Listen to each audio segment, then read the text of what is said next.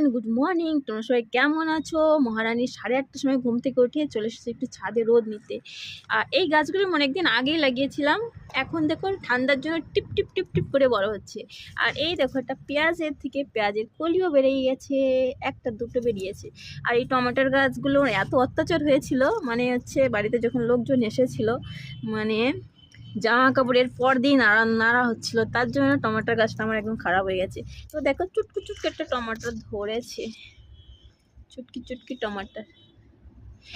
আগের টমাটারগুলো দেখাচ্ছি তোমাদের, চলো আজকে পেকে গেছে, ভাবলাম তুলবো টমাটারটা।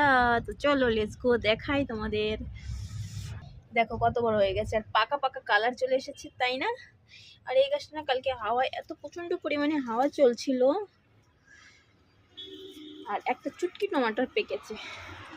এই দেখো ছোট্ট টমাটার পেকেছে, এর আগেও পেকেছিল, আমি রান্না করে খেয়েছি।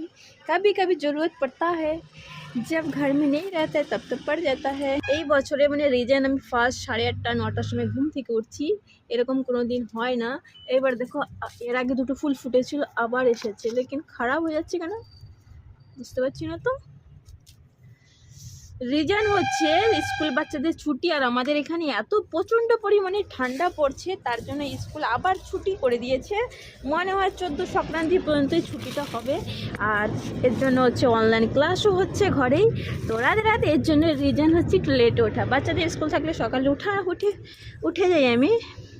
তো রাতে রাতে প্রচণ্ড ঠান্ডা পড়ছে, সবাই take care, Radhe Radhe, bye by.